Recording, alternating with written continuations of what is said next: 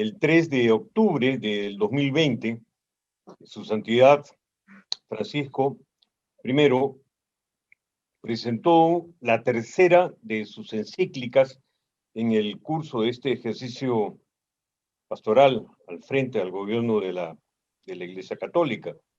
Y el título es de por sí elocuente, Fratelli Tutti, hermanos todos.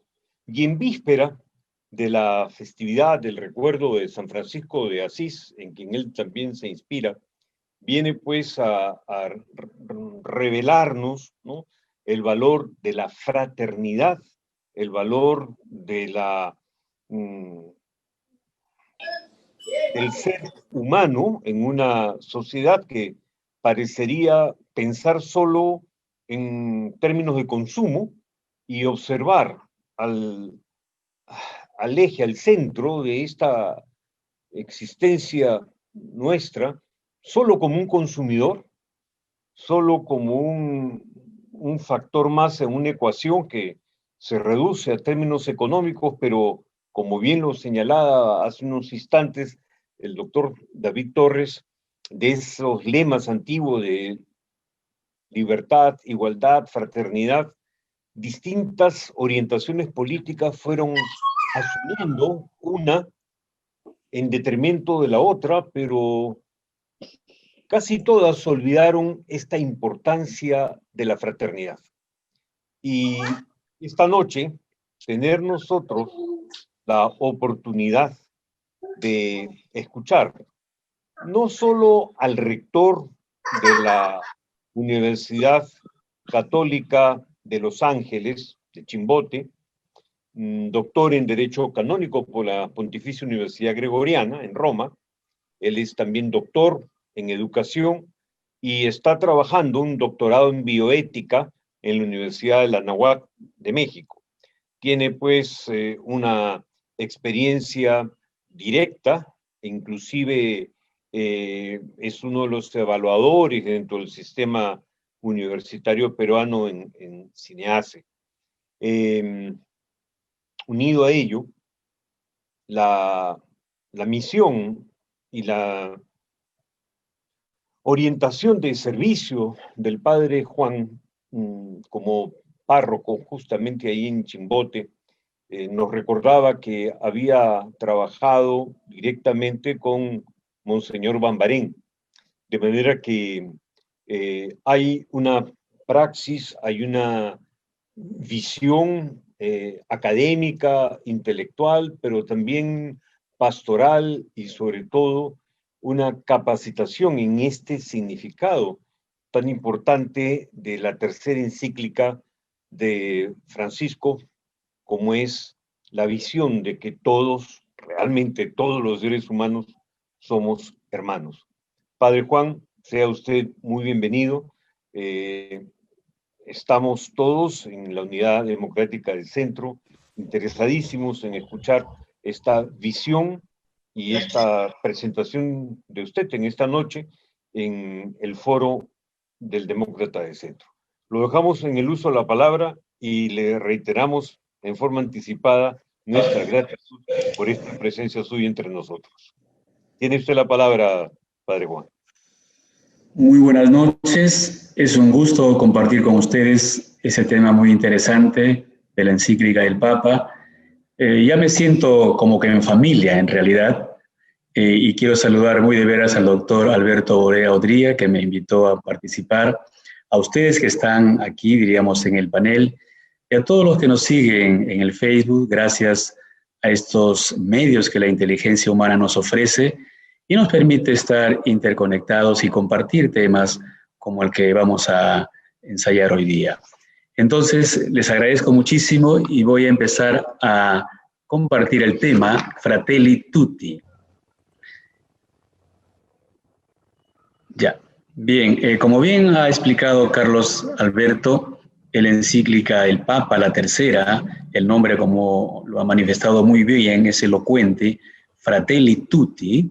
Entonces, el Papa antes había escrito ya temas específicos e internos, como por ejemplo la espiritualidad, la pastoral, la fe, que fue su primera encíclica, y también Amor y Leticia, que fue un tema un tanto polémico para mucha gente. Sin embargo, el Papa ahora trata temas como Laudato Si y Fratelli Tutti, ya se abre al mundo, dialoga con el mundo, escucha este mundo en el que vive y se dirige a él, a todos los hombres y mujeres de buena voluntad. En realidad, la Iglesia aparece ante el mundo como signo de contradicción. No es experta en técnicas, ni en economía, ni menos en política, pero sí es experta en humanidad, tal como se evidencia a lo largo de estos 20 siglos. Y en realidad la Iglesia es compañera de camino del hombre y tiene además el derecho nativo y originario de anunciar el Evangelio a tiempo y a destiempo, oportuna e inoportunamente, siempre y en cada lugar. Sin embargo, se verifica en la actualidad que hay tendencias, ideologías e intereses que intentan reducir a la Iglesia al ámbito de lo privado, es decir, tú quédate piadosamente en la sacristía y reza un poco, pero no opines de las cosas de la vida, ¿no? Entonces, hay esos intentos también de enviar a la Iglesia a la esfera de lo privado. Quisiera explicar el contexto en el que se escribió esta encíclica, Fratelli Tutti, así como Pacem in Terris, escrita por Juan XXIII, en un contexto un tanto difícil, diríamos, y peculiar. Hoy también esta encíclica se escribe en un contexto adverso, complicado, de crisis en el mundo. Y las enseñanzas del Papa Francisco se elevan ahora en la encíclica a un rango de magisterio. ¿Y por qué digo esto? Porque el Papa, como arzobispo de Buenos Aires, ya ha venido enseñando la doctrina, y también lo hace diariamente en la capilla de Santa Marta, en la misa matutina. De manera que todo lo que él dice y enseña hoy se eleva a rango de magisterio porque está puesta en una encíclica, un documento oficial dirigido a los obispos, a los cristianos y a los hombres y mujeres de buena voluntad.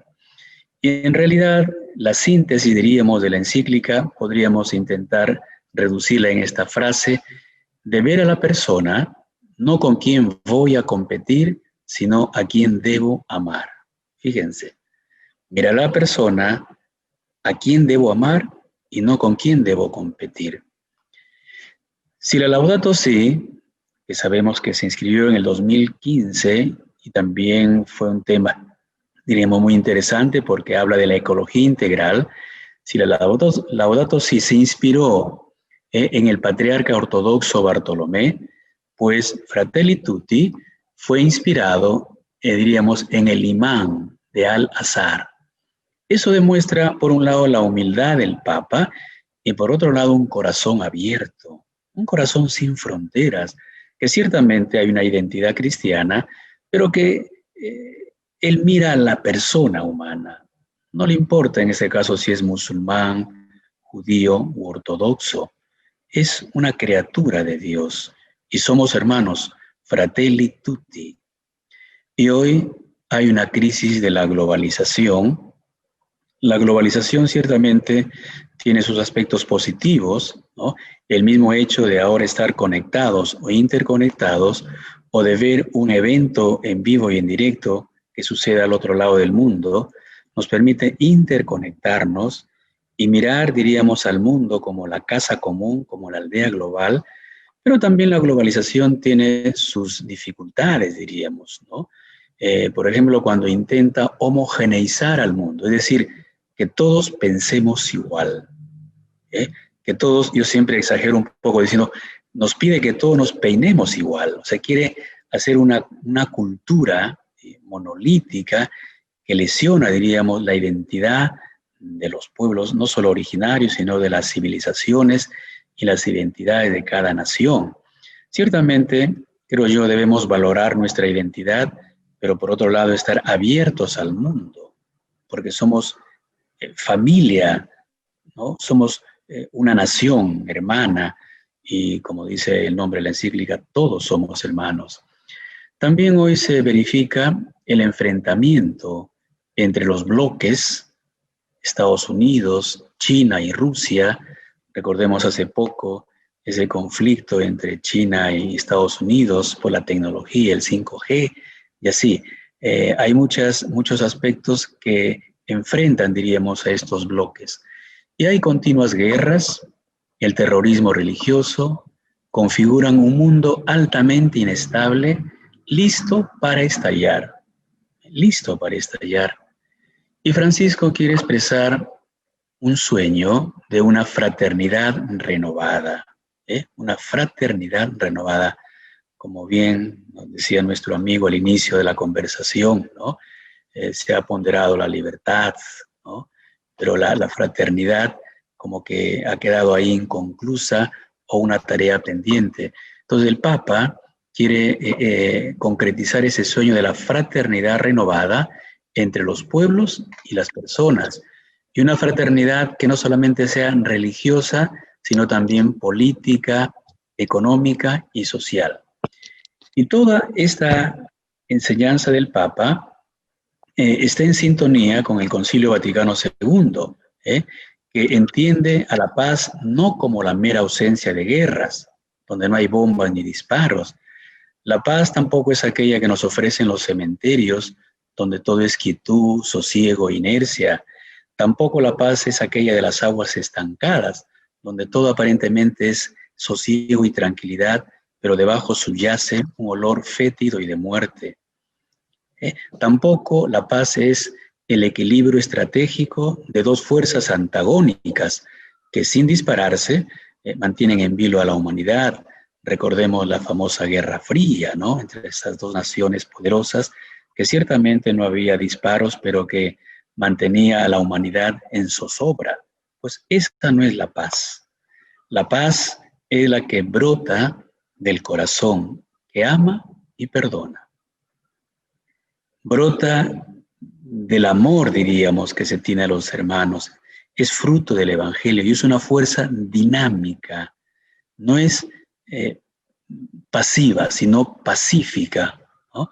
La paz no es pasiva, sino es un dinamismo capaz de generar vida y bienestar para los demás. Entonces la encíclica fue escrita en este contexto. Tiene 8 capítulos, pero yo he intentado sintetizarlo en 3 grandes bloques, diríamos, que desembocan en una propuesta. El primero es sombras y egoísmos que reclaman compasión. Un segundo bloque es apertura en el pensar, gestar y sentir hacia el amor universal. Y el diálogo y amistad como factor esencial de la fraternidad. Y todo esto nos orienta hacia el reencuentro en la verdad para construir la paz, y que las religiones, que son tantas, deben estar al servicio de la fraternidad. Y obviamente eso exige dar testimonio de lo que se dice, ¿no? Y finalmente es un llamado a respetar la dignidad humana como la piedra angular, diríamos, de los derechos humanos y de la convivencia fraterna. En cuanto a las sombras y egoísmos en el mundo que reclama compasión, hay sueños que se rompen a pedazos, así lo llama el Papa Francisco. Se soñaba con una Europa unida, con la integración latinoamericana y con los intentos de pacificación y acercamientos de algunos países. Pero todo se está descomponiendo.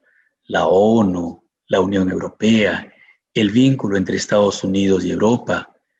Mientras por otro lado, el relativismo cultural exalta el particularismo y el aislacionismo, y a la vez surgen barreras, antiguas desconfianzas y viejos nacionalismos. Y estas realidades no solo se expresan en el mundo, sino también en nuestra propia patria, ¿no? Donde esos sueños se rompen. Y estamos de cara a un gran acontecimiento del Bicentenario. Yo leí un poco la historia en 1821 y nos encontrábamos en una situación de inestabilidad política. Pues hoy no nos es ajeno a esta situación. Estamos en una situación similar, una crisis no solo política, sino también sanitaria y económica. Por otro lado está el descarte mundial. El Papa, como ustedes sabrán, habla de la cultura del descarte. Y él dice que no se considera ya a la persona como un valor primario que hay que respetar y amparar, especialmente si son pobres o discapacitados. Y Carlos Alberto hacía notar muy bien esa fuerte influencia del consumismo. Y hoy parece ser que se privilegia lo que consume y no se valora lo que no produce, ¿no? Se valora lo que produce. Por eso, el niño, como no produce, hay que evitarlo. Y el anciano, como no produce, hay que eliminarlo. Y nos quedamos solo con los productivos. Los obispos reunidos en Puebla decían que tienen una visión del hombre, del comunismo, del liberalismo y del cristianismo. El comunismo ve al hombre masificado, lo despersonaliza, se mueve en bloque, se rompe la individualidad. Mientras que en el liberalismo ve al hombre como un engranaje más de todo el sistema productivo, de tal manera que si éste falla o se estropea, lo descartamos y hay que cambiarlo y ponemos a uno que produzca. Es decir, se sobrevalora lo productivo y miramos a la persona en la medida en que produce. Mientras que la visión cristiana es aquella que ve al hombre como aquel que ha sido creado a imagen y semejanza, que tiene dignidad, que hay que respetarla desde el momento de la concepción hasta la muerte natural. Yo creo que esas son las visiones del hombre que nos permite comprender con mayor nitidez cuál es nuestra identidad y misión. Por otro lado, el Papa nos dice que nos hemos hecho insensibles a cualquier forma de despilfarro, comenzando por el de los alimentos, que es uno de los más vergonzosos. Yo siempre repito un dato del Banco Mundial del año 2007 que decía que las 3 personas más ricas del mundo tienen más dinero que 42 países pobres juntos. Eso sube como un clamor al cielo que reclama justicia y mejores condiciones de vida, una distribución más justa de las riquezas. Con razón el Papa Juan Pablo II decía que la riqueza de unos pocos se convierte en insulto frente a la miseria de las grandes mayorías. Y hoy esta realidad lo verificamos, ¿no?, en el mundo actual y también en nuestra patria. Por otro lado, la globalización sin un rumbo común. Los sentimientos de pertenencia a una misma humanidad se debilitan y el sueño de construir la justicia y la paz ya parecen una utopía. Vemos cómo impera una indiferencia cómoda, fría y globalizada, hija de una profunda desilusión. Y más aún, creer que podemos ser todopoderosos y olvidar que estamos en la misma barca. Vivimos en este mismo planeta, habitamos esta misma casa común, que debemos cuidarla, ¿no?, como proponía el Papa en la encíclica Laudato Si. Entonces, esas son las sombras y egoísmos que empañan, diríamos, al mundo y que por otro lado reclaman compasión. Y precisamente de la compasión el Papa nos habla poniéndonos el ejemplo del buen samaritano.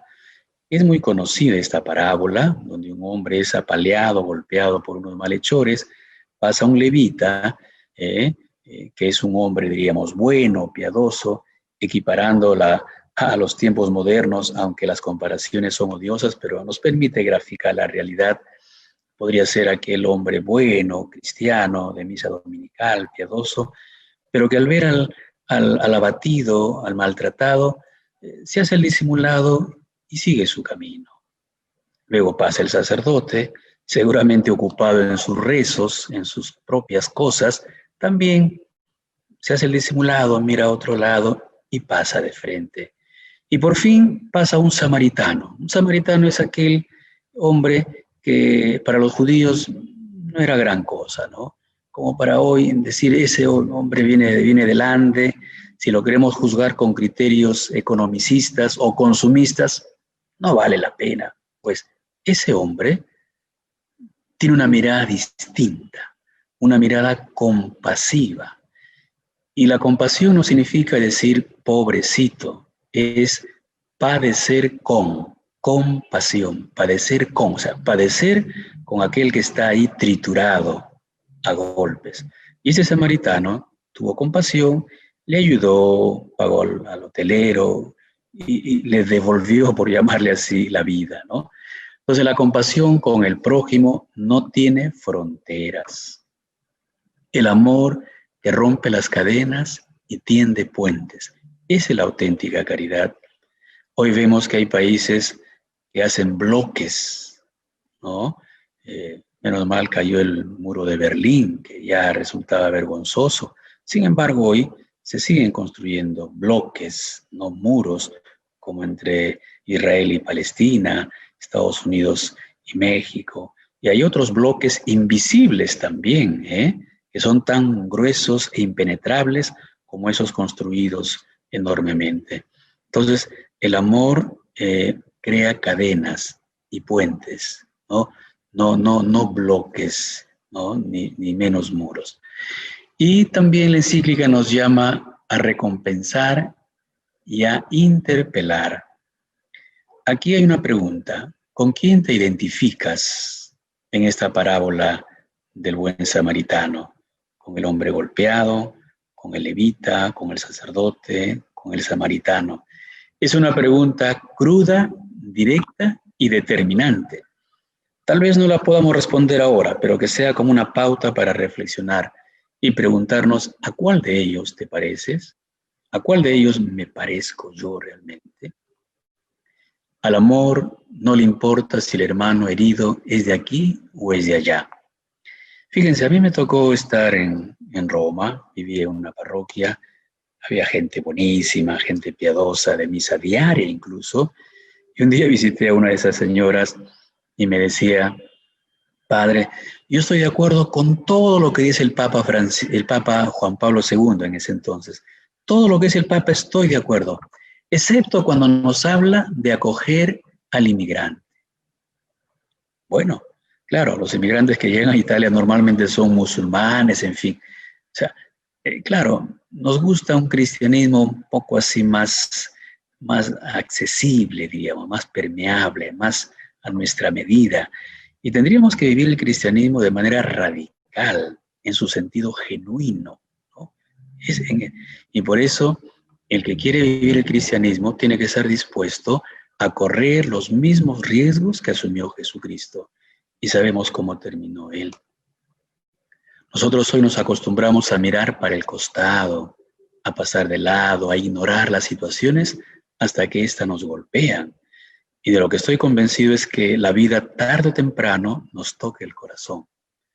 Por otro lado, el cristiano es un hombre de esperanza y no de resignación. Esperanza es poner nuestra confianza en Dios. La confianza de Dios es distinta a la de los criterios humanos. En algunas ciudades dicen, tengo la esperanza de que hoy no llueva, y a lo mejor llueve, y esa esperanza se desvaneció. La esperanza de Dios no, es el cumplimiento de la promesa. Entonces la esperanza de Dios es que nosotros somos amados por Él y estamos llamados a vivir la caridad. Por eso el realismo auténtico es el idealismo real. Tenemos que también ser soñadores, creo yo. Ser un tanto utópicos en el sentido que nos sintamos motivados a hacer las cosas mejores. Ahora, apertura en el sentir, pensar y gestar. Un ser humano solo se realiza plenamente en la entrega sincera de sí mismo a los demás. A veces nos afanamos, ¿no?, en tener cada vez más el tener, el poder y el placer, pero el ser humano solo se realiza plenamente cuando se entrega sinceramente a los demás. Por otro lado, el amor reclama una apertura que integra todas las periferias hacia un pleno sentido de pertenencia. Debemos fortalecer el sentido de pertenencia a mi comunidad, en este caso a la unidad democrática del centro. Pertenezco a esta unidad, pertenezco a la iglesia, pertenezco a esta nación que se llama Perú, ¿no? Y cada hermana que sufre, abandonado o ignorado, es un forastero existencial. Y el Papa Francisco nos dice que hay que ir a las periferias existenciales. O sea, hay que ir más allá, diríamos, de nuestro metro cuadrado, porque encontraremos muchas personas que necesitan de nosotros. y asegurar, por otro lado, los derechos humanos, personales y sociales, económicos y políticos, sin olvidar los derechos de las naciones y de los pueblos. En ese sentido, San Gregorio Magno decía: cuando damos a los pobres las cosas indispensables, no les damos nuestras cosas, sino que le devolvemos lo que es suyo. Yo recuerdo que el padre Anton Sitch, con el que hice el mes ignaciano, nos decía: a ver, si hay estómagos vacíos, es porque hay corazones duros. Fíjense, en el fondo, en el corazón se concentran, diríamos, el deseo de los grandes ideales, de los grandes gestos de caridad, o también de aquellos pensamientos más bajos que pueden transgredir, diríamos, a la humanidad. En la encíclica también se habla de la política, ¿no? Del diálogo y amistad social, y el Papa logra distinguir los populismos y liberalismos. Y dice que el desprecio de los débiles puede esconderse en formas populistas que los utilizan demagógicamente para sus fines, o en formas liberales al servicio de los intereses económicos de los poderosos. En ambos casos, se advierte la dificultad para pensar un mundo abierto, que tenga un lugar para todos, que incorpore a los más débiles y que respete las diversas culturas. Ese es el gran desafío: incorporar a todos y respetar todas las culturas. En realidad somos ciudadanos del universo. El cristiano católico es el que se siente hermano de toda la humanidad. Y yo creo que no hay cultura mejor que otra, y lo hablo desde la experiencia. Yo creo que cada cultura es diferente. A mi juicio no es una mejor que otra, sino diferente, ¿no? Porque cada uno tiene su valor y su riqueza. En la década de los 70, el viento llevó un poco a la mentalidad, a la ideología, incluso a la iglesia, hacia la izquierda. Hoy, ante una globalización económica abstracta, dominada por un neocapitalismo, se produce una reacción populista. Populista que se ve ya en algunos países europeos, y no estamos ajenos nosotros en la política, concretamente de nuestro Congreso, ¿no? Y por otro lado, hay fundamentalismo y terrorismo en nombre de Dios.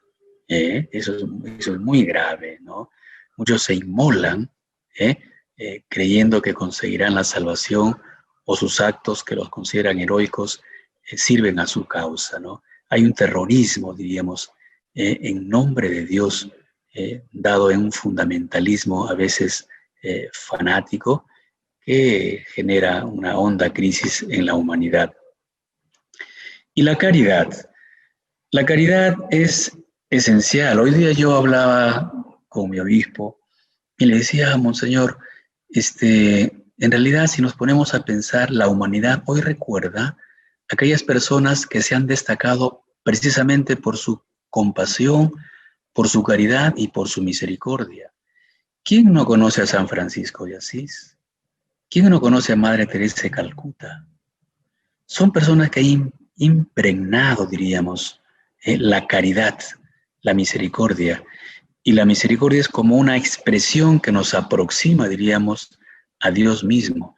Por eso la caridad implica una marcha eficaz de transformación de la historia, que exige incorporarlo todo, es decir, las instituciones, el derecho, la técnica, las experiencias, los aportes profesionales, el análisis científico, los procedimientos administrativos, todo debemos incorporarlo para ser transformado desde la caridad, porque no hay hecho de vida privada si no es protegida por un orden público.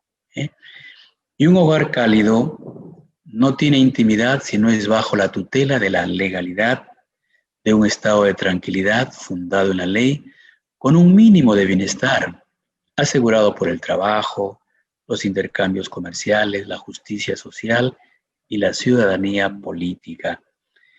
Y me alegra mucho compartir con ustedes estos temas, porque ustedes se están formando como ciudadanos para asumir un compromiso político. Y aquí hay una tarea educativa. que no solamente se reduce a compartir conocimientos teóricos y nociológicos, sino sobre todo a compartir los valores humanos, las virtudes cristianas. Por eso el desarrollo de hábitos solidarios, la capacidad de pensar la vida humana más integralmente, hábitos solidarios.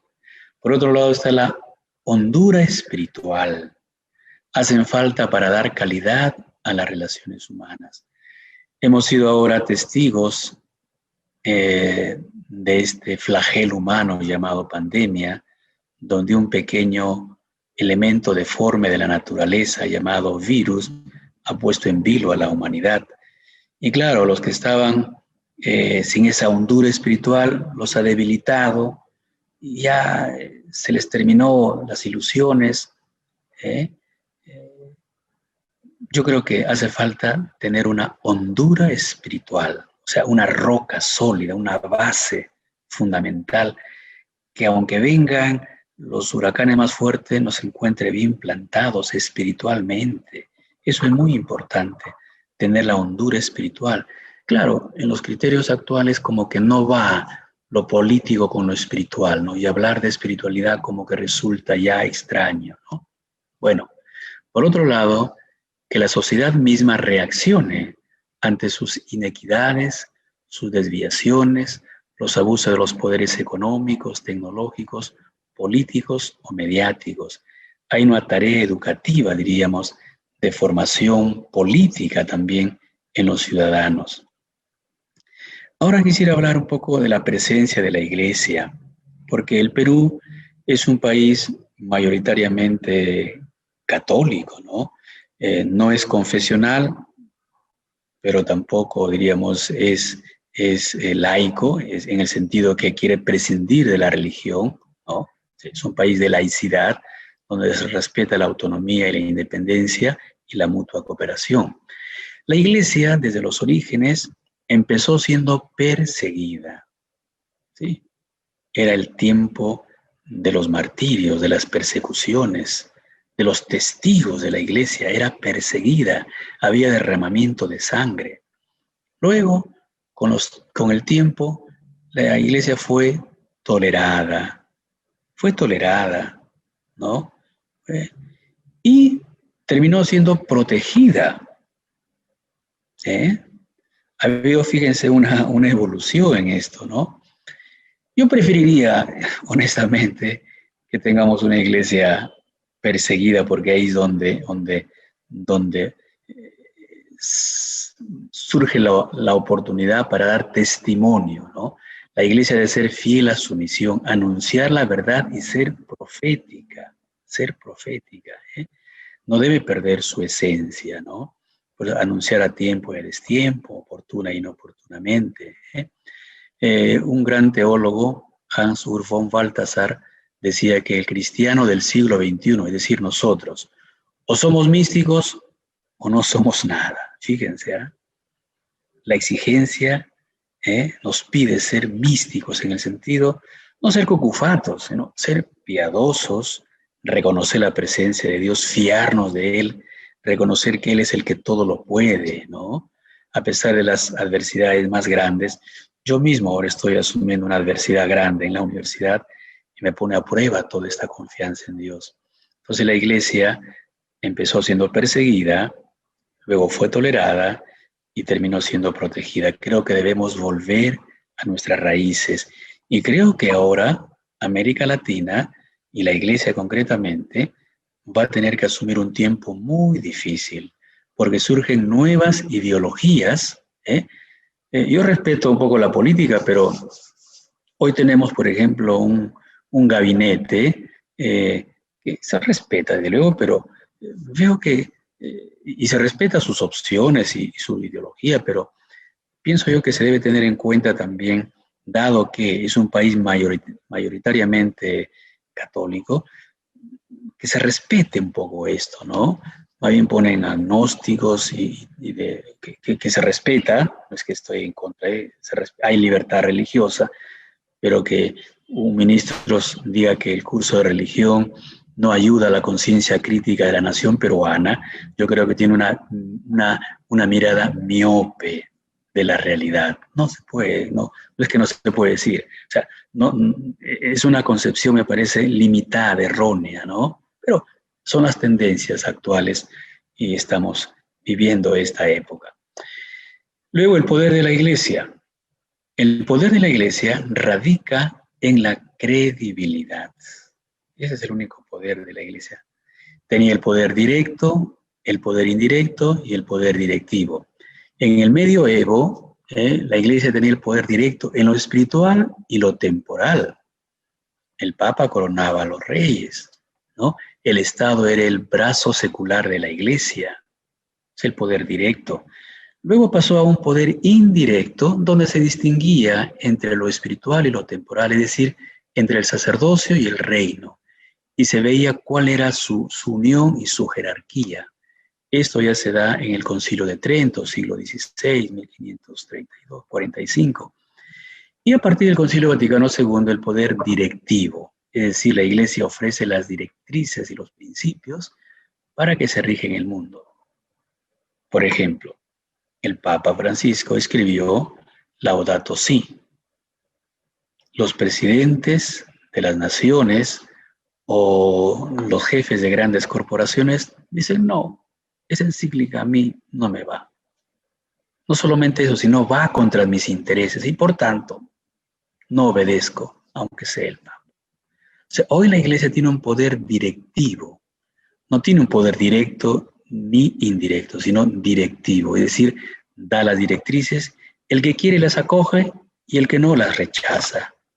O sea, es un reto mucho más grande, ¿no? Por eso el poder de la Iglesia radica en la credibilidad y el mundo hoy necesita testigos más que maestros, a no ser que los maestros también sean testigos.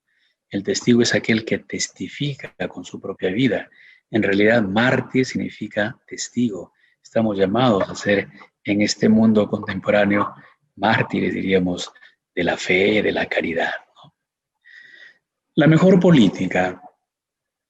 Para muchos, la política hoy es una mala palabra y no se puede ignorar que detrás de este hecho están a menudo los errores, la corrupción, la ineficiencia de algunos políticos. Ustedes recordarán el Papa Francisco cuando estuvo en Perú dijo, no lo dijo abiertamente, pero me parece a un grupo que le preocupaba que en nuestra patria los últimos presidentes o estaban en la cárcel o estaban a punto de entrar en ella. O sea, fíjense, es una situación que nos tiene que hacer pensar en la política. A esto se añaden las estrategias que buscan debilitar la política, reemplazarla por la economía o dominarla con alguna ideología. La política sabemos que es el arte de gobernar y la manera más excelsa de expresar la caridad, pero nos preguntamos, ¿puede funcionar el mundo sin política? ¿Puede haber un camino eficaz hacia la fraternidad universal y la paz social sin una buena política? Son preguntas que nos cuestionan, nos interpelan y sobre todo nos invitan a asumir un compromiso.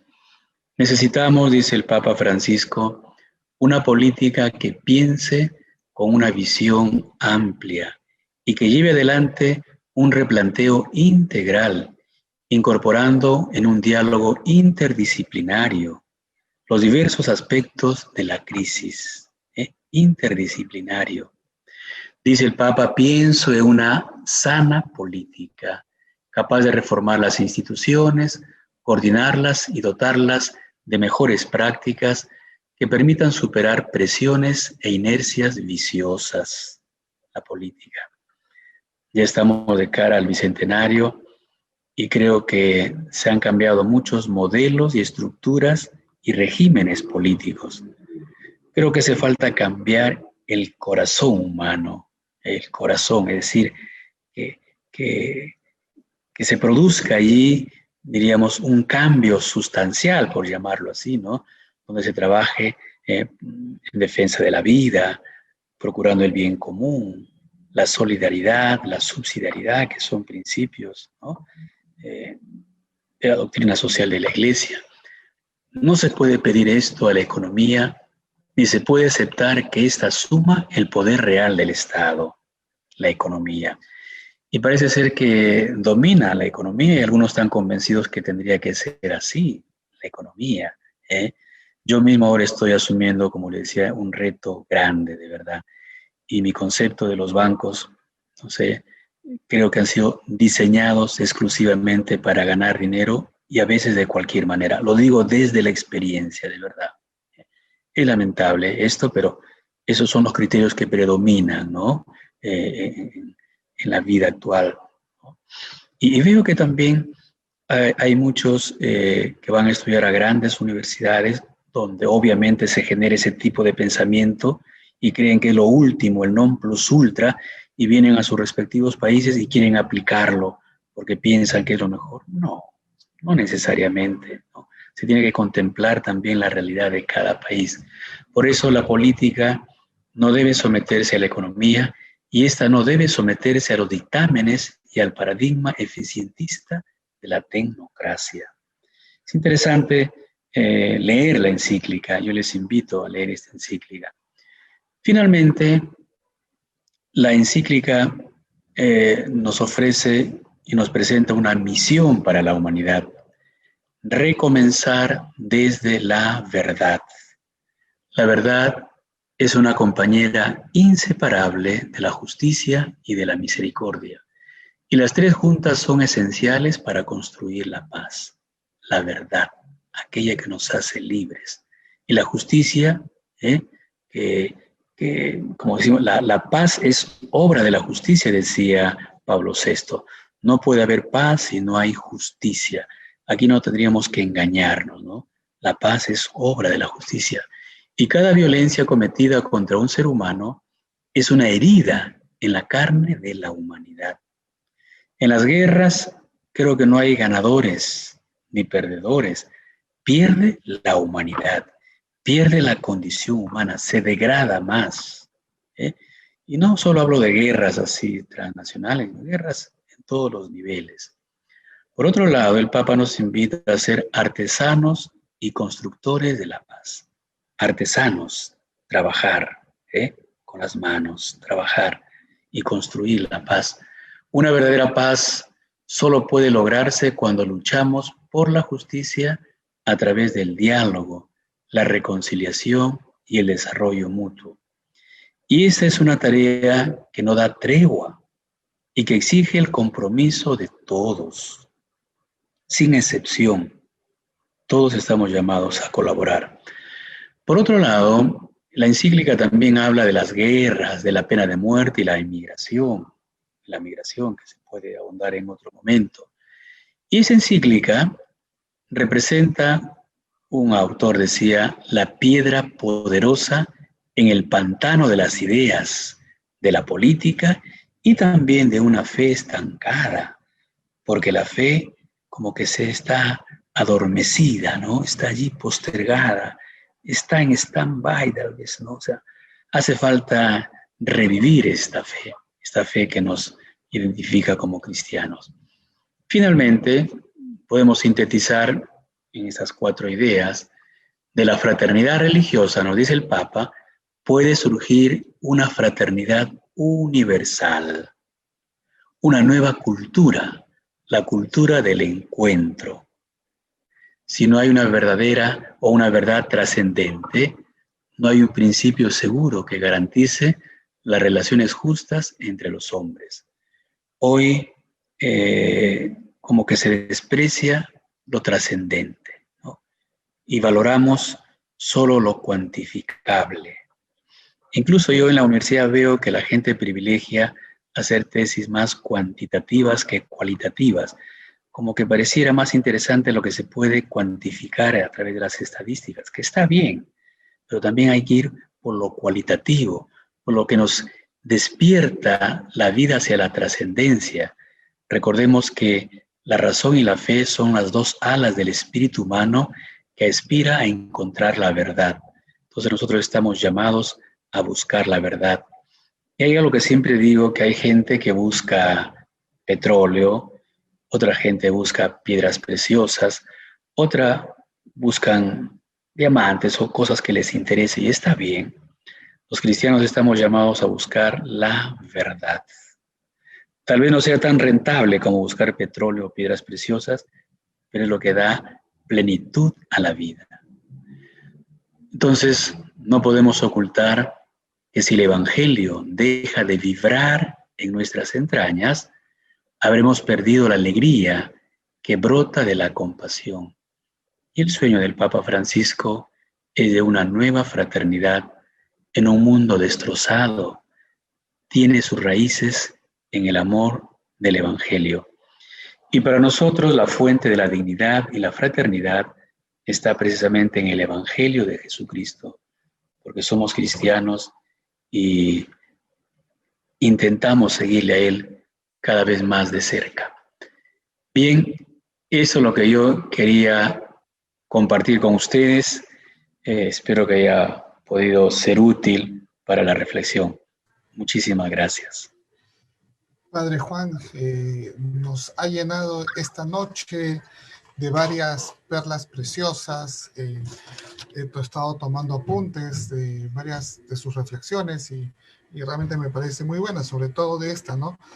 Que la fraternidad religiosa surge la fraternidad universal, ¿no? O sea, es poderosísima y eso se basa justamente en el Evangelio de Jesucristo, ¿no? Está presente aquí en la sala el presidente de nuestro partido, el doctor Alberto Boreo Odría, que dicho sea de paso, el día de ayer cumplió años.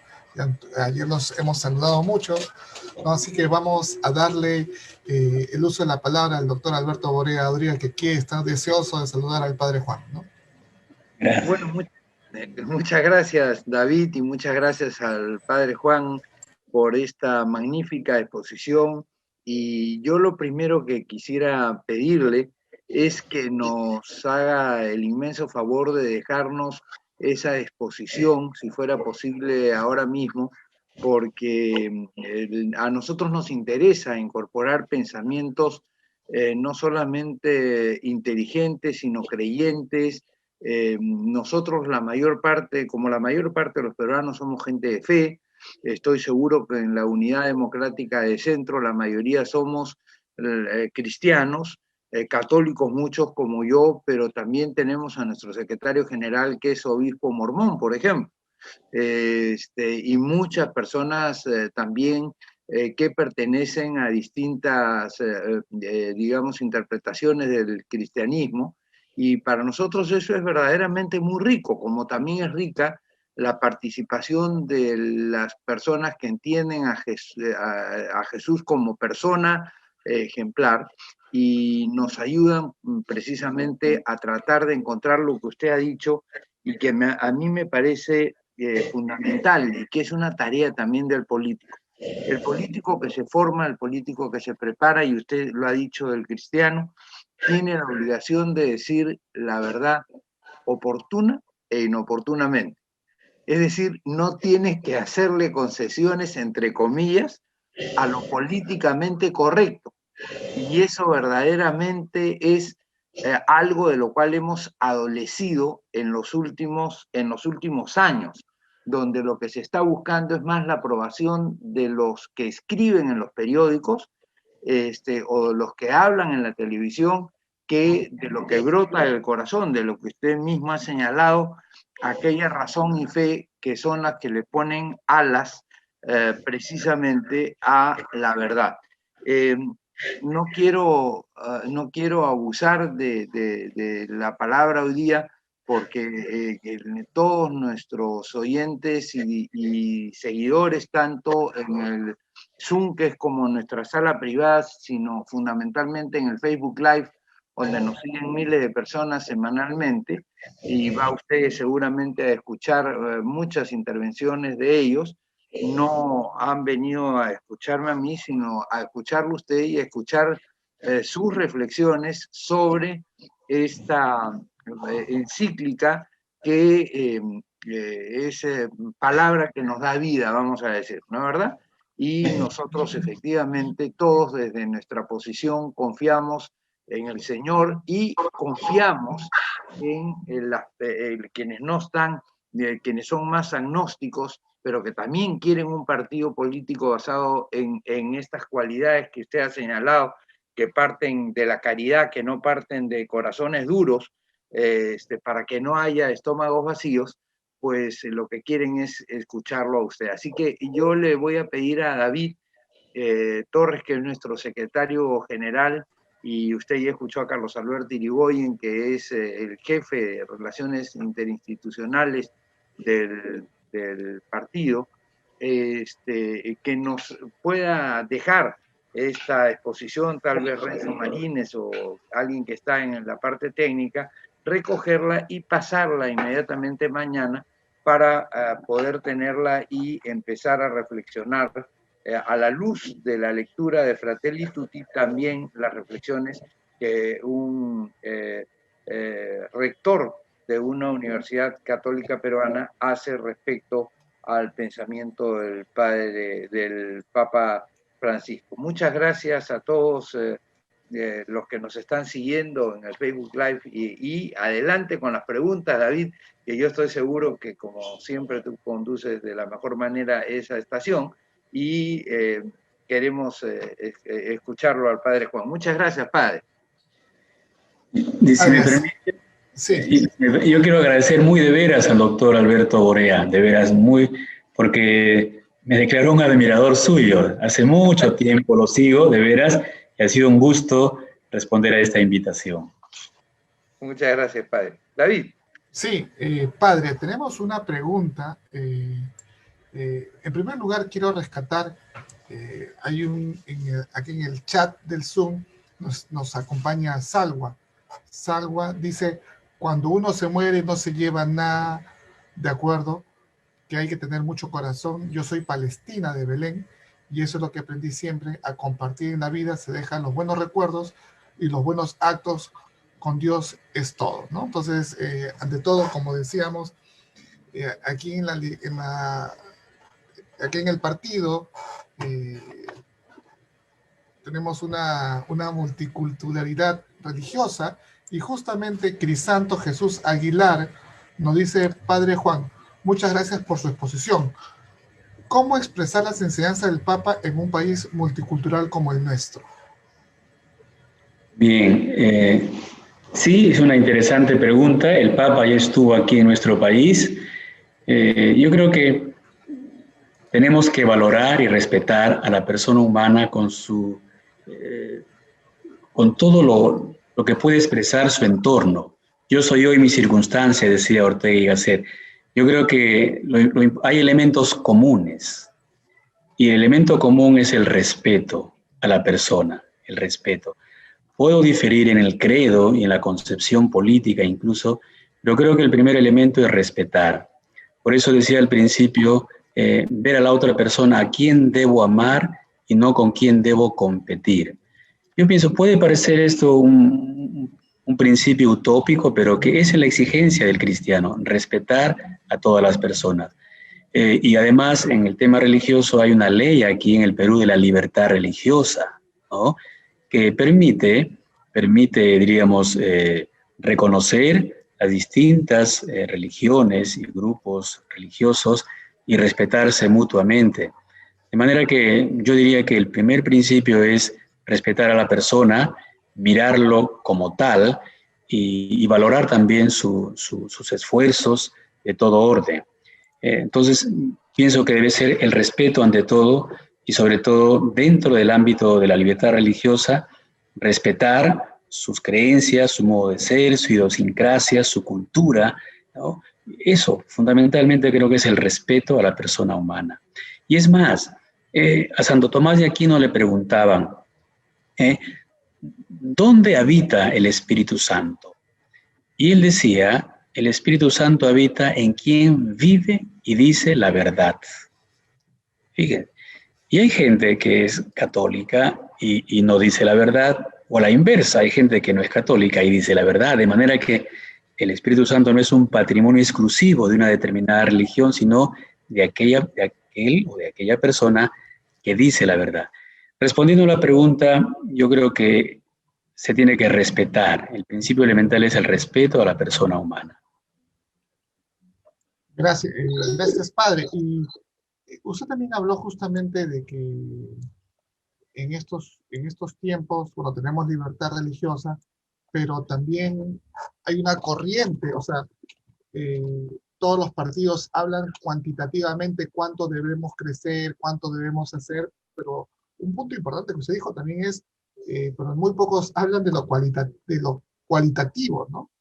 Entonces, en ese aspecto cualitativo se ha querido sacar de la religión, pero ahora Juan Santo Aguilar también nos dice, para desde su conocimiento, qué significa que un Estado se declare como laico, porque además existe o sea, todos los Estados somos laicos, pero también existe una tendencia laicista, ¿no? O sea, ya no solamente que el Estado sea laico, sino ya se te pasa también a una posición de persecución contra las religiones. Por ejemplo, le comento.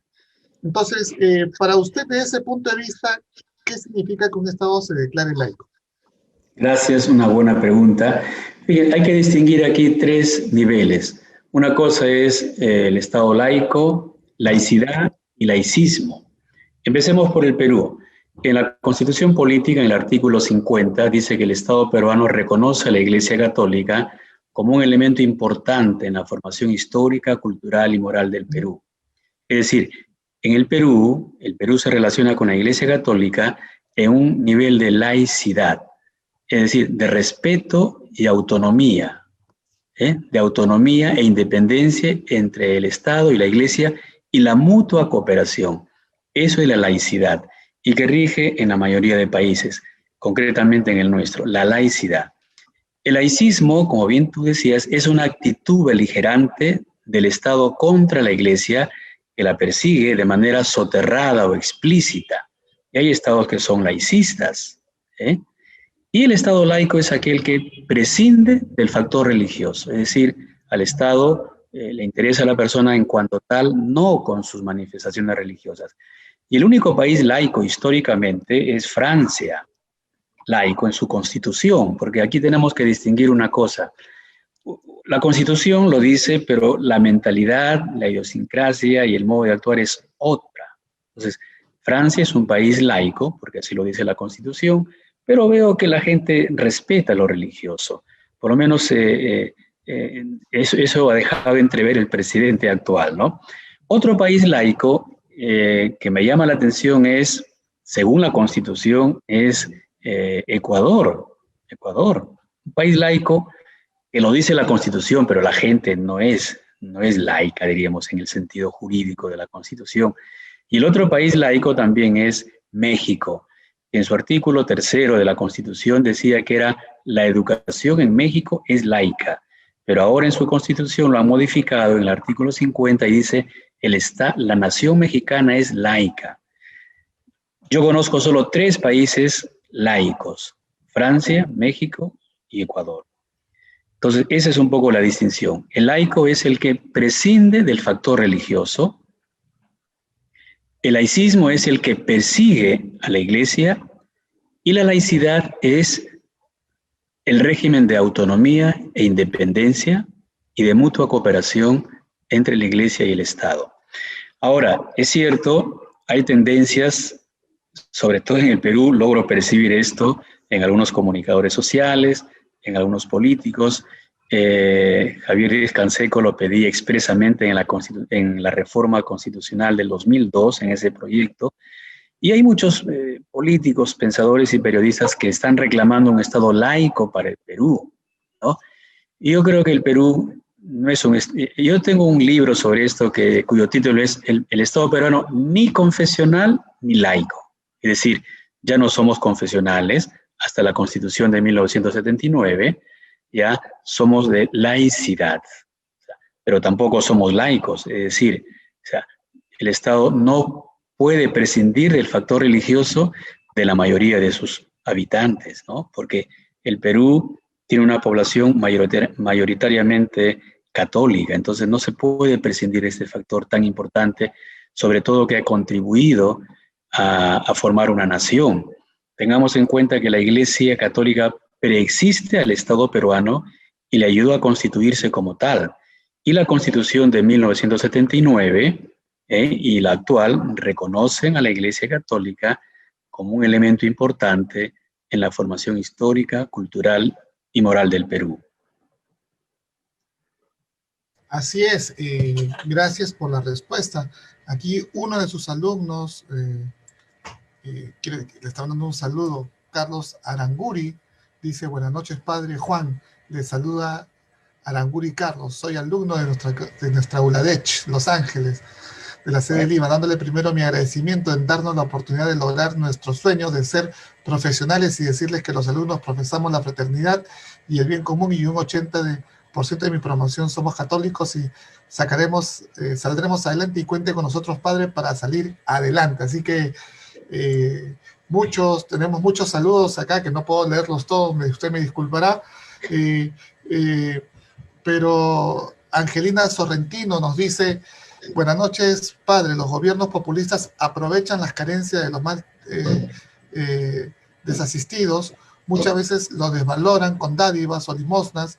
¿No cree usted que la mejor caridad es prepararlos o educarlos, darles salud humanizada, integrarlos a la vida común?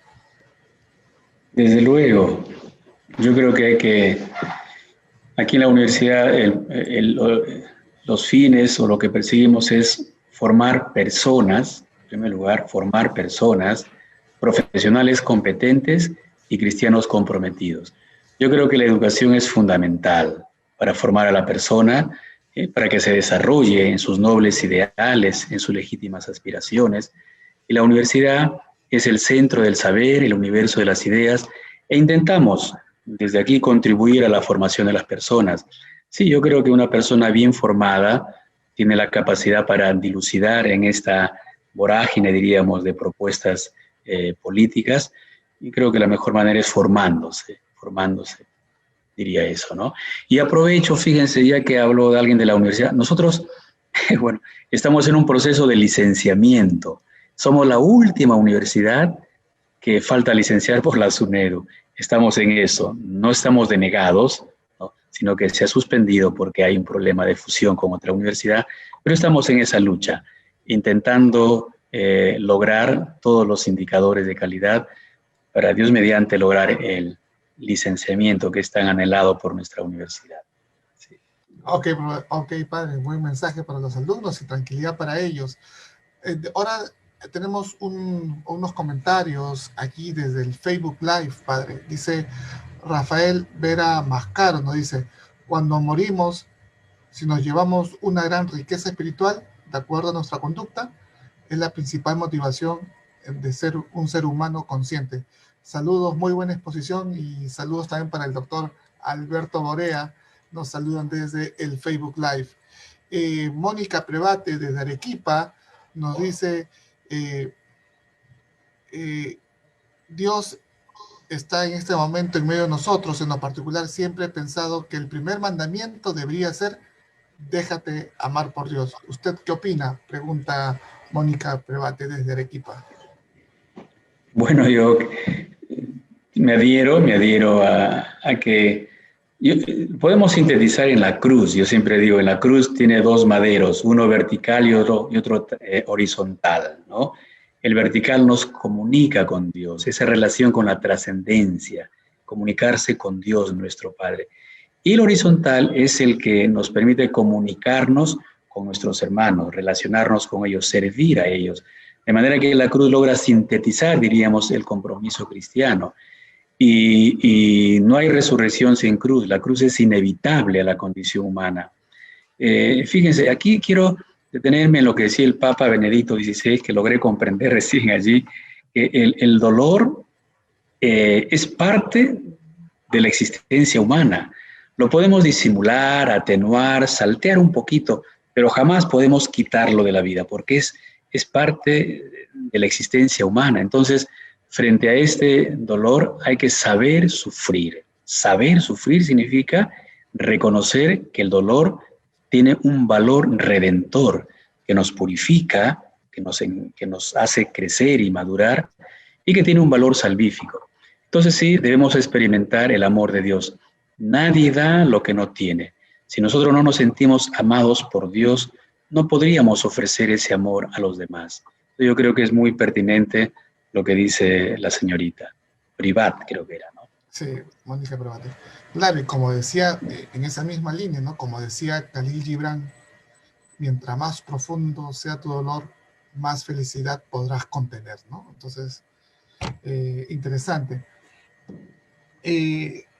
Aquí también nos hablan desde el chat del Zoom, ¿no? Dice, Padre Juan, buenas noches. La encíclica 66 nos habla sobre el modelo del buen samaritano.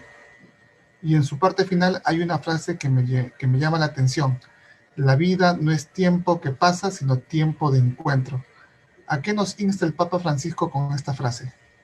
Efectivamente, el Papa habla de la cultura del encuentro, ¿eh?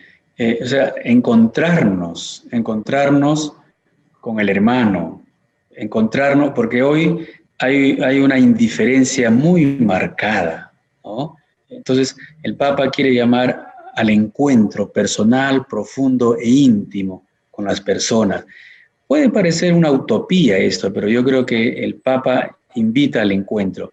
Encontrarnos en tantos niveles, encontrarnos a veces entre el propio hermanos de sangre, que dejamos de hablarnos 5 meses o 4 años, reencontrarnos con aquel que le hemos quitado el habla, reencontrarnos incluso con algún adversario.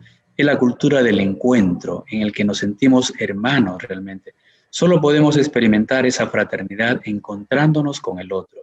Yo creo que la encíclica es un llamado universal a la fraternidad, al encuentro.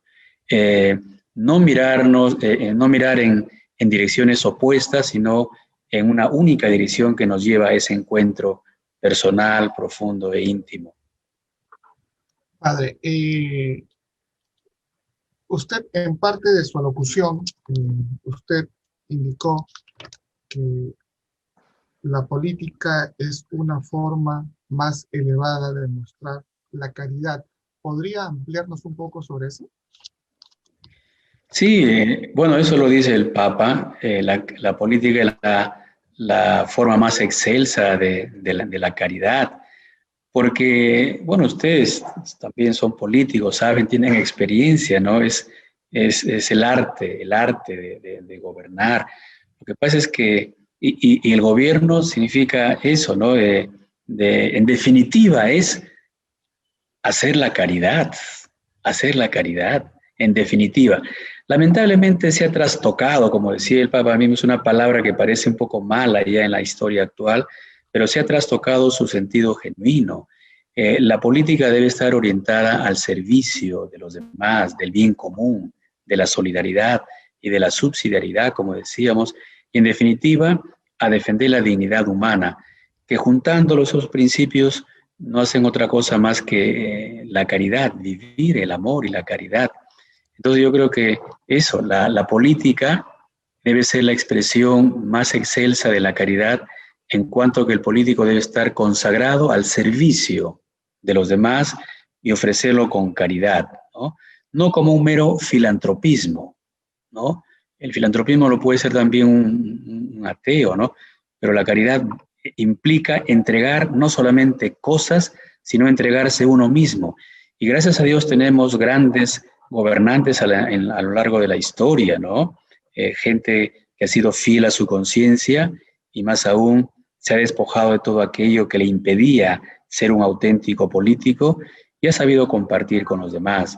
Entonces yo pienso, en ese sentido, el Papa Francisco dice que la política es la manera más excelsa de expresar y vivir la caridad.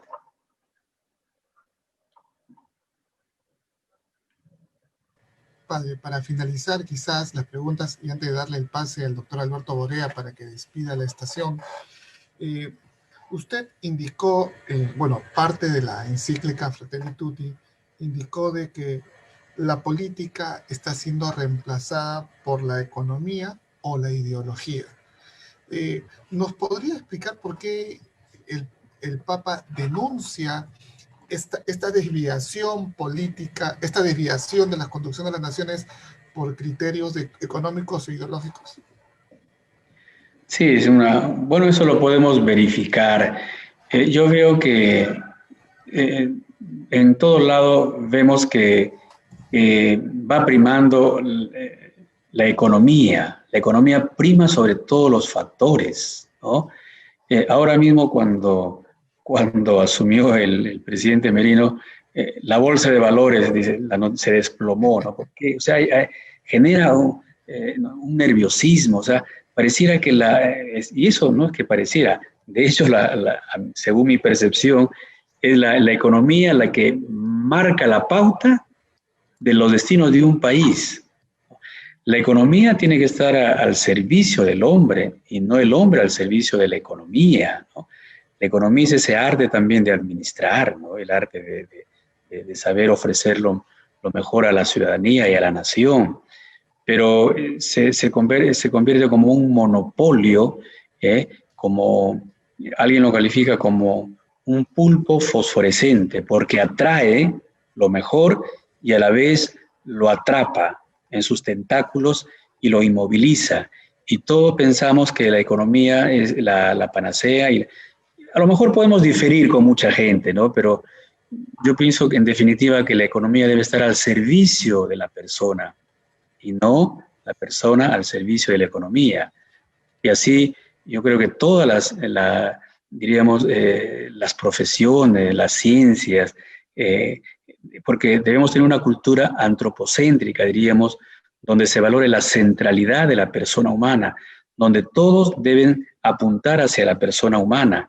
Pero aquí se están invirtiendo las cosas, ¿no? Se apuntan hacia la economía.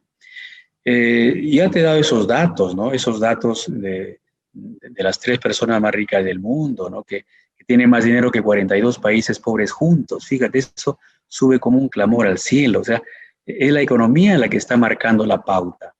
Eso es lo que yo podría ofrecer. No soy experto en esos temas, pero lo que quiero decir es que debemos tener como principio la centralidad de la persona humana, donde debe converger todos los demás, diríamos, campos del saber al servicio de la persona humana. Y lo mismo sucede con las ideologías. A lo largo de la historia han surgido muchas ideologías y así como surgen, desaparecen, ¿no? Bueno, son pensamientos que surgen en cada determinado tiempo. Bueno, la Iglesia, yo confiamos en que Cristo ha dicho, yo estaré con ustedes todos los días hasta el fin del mundo. No es que nos consuele esto, sino que tenemos que afrontar.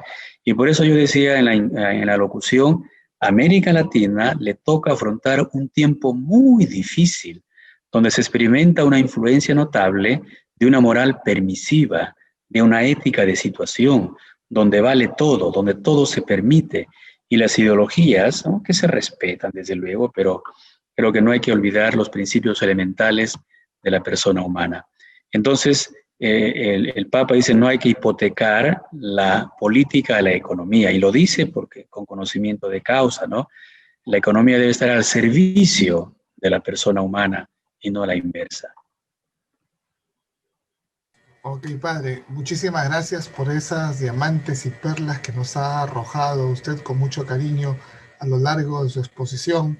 Yo las he anotado y las voy a repasar, y cuando usted tenga la merced de darnos también su PowerPoint, para nosotros va a ser de mucha utilidad, puesto que parte de lo que queremos hacer como partido es no solamente tener una militancia grande, sino una militancia educada, una militancia centrada, instruida, pero con valores y con esa cualidad que necesitamos todos para gobernar, sabiendo de que tenemos que entregarnos en cuerpo y alma al servicio público. Por eso estamos aquí, ¿no?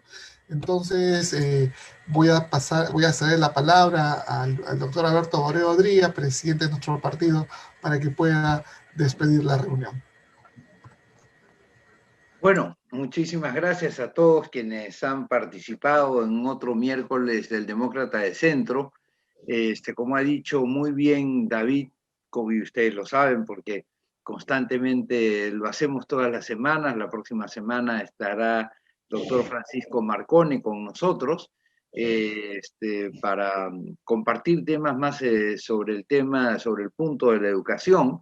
Pero hoy día hemos tenido efectivamente, como ha dicho David, una reunión sumamente especial, padre. Estamos muy contentos de haber podido compartir con ustedes y poder ofrecerle a las personas de la Unidad Democrática de Centro un pensamiento centrado en, digamos, la preocupación porque el desarrollo no solamente sea económico, sino fundamentalmente sea un desarrollo humano. Y como usted ha señalado y está establecido no porque esté establecido en la Constitución del Perú, en la de 1979, sino porque yo creo que, además no solamente creo, porque lo vi a Andrés Townsend escribir este preámbulo, dice en el preámbulo de la Constitución que los peruanos estamos decididos a promover la creación de una sociedad justa, libre y culta, sin explotados ni explotadores, exenta de toda discriminación por razones de sexo, raza, credo o condición social, donde la economía esté al servicio del hombre y no el hombre al servicio de la economía. Eso es una de las tareas. Para todos los amigos de la Unidad Democrática de Centro, mañana, Dios mediante, a las 7 de la noche, de 7 a 8, estaremos con Alfonso Baella, que me ha pedido que lo acompañe en su programa, en un programa que se llama Bahía Talks. Los que quieran seguirnos, pues encantados, pero tendremos ya incorporados en nuestro disco duro, espero, también las enseñanzas que hoy día hemos recibido del padre Juan, y decirle muchas gracias, gracias a todos los que hacen posible los miércoles del Demócrata de Centro, a Renzo, a Arturo, a Alfredo, a David, en fin, a todos los que trabajan en este proyecto para que sea realidad, y a todos ustedes que nos están mirando, no se olviden ponerle un like a nuestro Facebook de la Unidad Democrática de Centro, al de Alberto Borea, y de entrar en el canal YouTube de la Unidad Democrática de Centro. Padre Juan, muchísimas gracias. Dios lo bendiga, y esperamos, de verdad, como está haciendo Carlos Alberto, aplausos virtuales para el padre Juan. Muchas gracias a todos ustedes por venir. Chao, muchachos, nos vemos.